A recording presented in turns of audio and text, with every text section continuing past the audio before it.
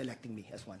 Thank you po. And one final question on my end to Kong Jinky or to any other prosecutor. Isa po sa fino-float na scenario during this impeachment conversation is yung paano kung mag-resign si Vice President Sara sa kanyang pwesto. How will that affect the trial or will that effectively abort the trial? Ano po ang posisyon ng prosecution patungkol dito?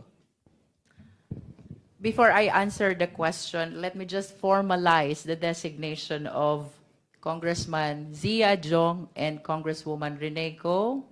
They are not talking heads. They are House trial spokespersons. Congressman Zia Jong and Congresswoman Rene Go. To answer your question, this is my opinion, not the opinion of the 11 prosecutors. We have to remember that there are two principal penalties in case the respondent in an impeachment case is convicted. These two principal penalties are removal and perpetual disqualification. While resignation from office will render moot and academic the penalty of removal, it is my position that we need to continue the trial for the senator judges to be able to determine whether or not they will impose as well the penalty of perpetual disqualification. But that is my opinion. We haven't talked about this as 11 prosecutors of the HREP. But is it an opinion shared by other members of the panel, maybe Kong Shell? Let's hear from them. Yes, of course. That's a very valid observation made by our chair. Okay po. Sige po. Thank you po. Thank you, Dwight. Rose Casap, UNTV is next.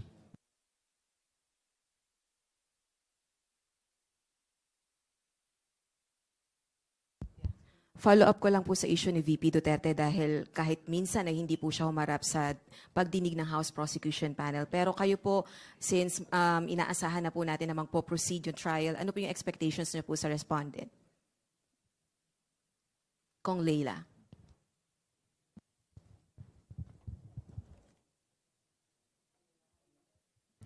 Alalahanin po natin that this is also due process for VP Sara. So, pagkakataon niya to. So, it's time for her to face and answer the accusations against her. Kung walang kasalanan, dapat walang iniiwasan o walang dapat iwasan. Wala rin dapat pagtakpan at hindi dapat ito hinaharang. So, well, I guess I heard from the news that the counsels of VP Sara will be responding to the summons by filing the appropriate answer. So, pagkakataon niya to, this is due process for her. Regarding naman po sa pagiging lead prosecutor niyo po, Kong Jervil, bukod po dun sa kayo po yung pangunahing tatanggap ng notices and other issuances from the Senate Impeachment Court, ano po yung significance ng inyo pong posisyon as lead prosecutor? Well, my understanding about my becoming the lead prosecutor is because I am the chairperson of the Justice Committee, which heard the impeachment complaints which were later on turned into the articles of impeachment. That was upon the hearing and all the proceeding before the Justice Committee. About my obligation as lead prosecutor, I need to support and help my colleagues, all the 10, 11 prosecutors, to be able to establish all these 4 articles of impeachment. I anticipate also that I will be delivering the opening statement as well as the closing statement. That is in my capacity as the lead prosecutor of the House of Representatives. Alright, last on my part na lang po, Kong. Kasi po dun po sa articles of impeachment, kapansin-pansin na yung dalawang articles of impeachment, yung unexplained wealth at saka po yung misuse of confidential funds, meron pong 8 at 9 natututok na mga prosecutors. Ano pong wisdom behind that? Dahil ba yun sa bulk ng evidences or ng mga allegations dun po, na nakapaloob dun sa articles of impeachment? Maybe we should ask the lead prosecutor for these articles, Kong Terry Ridon for unexplained wealth. Well, yung po unexplained wealth, ano po talaga ito, no? Masaklaw po talaga yung kaso po na ito. So, we will be deploying more prosecutors po for this particular aspect of the case.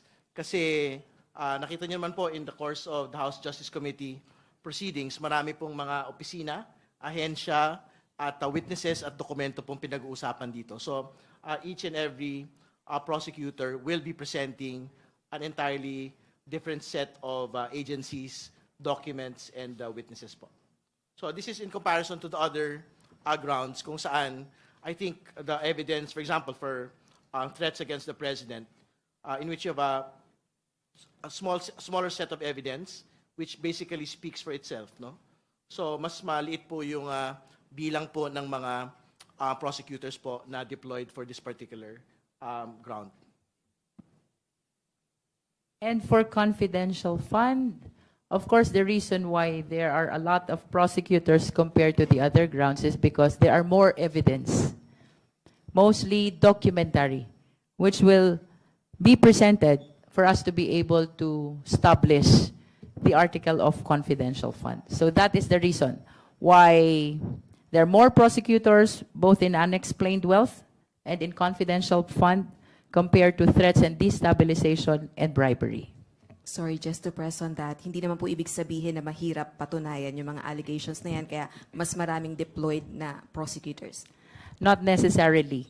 The unexplained wealth and the confidential funds evidence are mostly documentary, voluminous documentary evidence, which reason we will be needing a lot of prosecutors to help us present this article of impeachment. Thank you, Rose. Bibian Gulia of ABS-CBN2 is now recognized. Kong Jervil, ano po ang stand ng House Prosecution? Tingin niyo po ba makakabuti kung dadalo si Vice President Sara Duterte sa trial sa Senado sitting as an impeachment court? I wish to add to the answer of Kong Laila a while ago. In addition to that being part of her due process, this is likewise her constitutional duty. Let us remember the mandate of transparency and accountability pronounced in the Constitution, and I think the people are waiting for her answers. So, aligned to that accountability mandate, I believe she should attend and present her defense. Thank you, Kong Keith Flores. Ano po ang pwede naming asahan sa inyo as prosecutor? Kasi nga, you abstained. I know you mentioned some reasons earlier, pero hindi po ba sort of requirement among prosecutors na naniniwala sa articles of impeachment na kanilang didepensahan at ipepresenta sa Senado?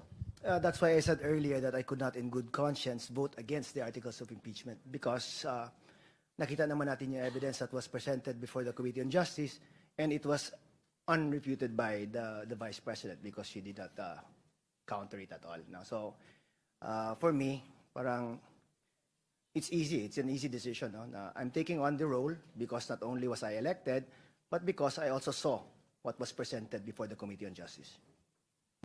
Just to speak for the entirety of the panel, I don't think we have any doubt on the confidence, integrity, and expertise of Congressman Flores to take on the role of a public prosecutor. To be clear, the choice and election of the public prosecutor is based on their siyempre karanasan po bilang lingkod bayan at karanasan din po bilang mga abogado.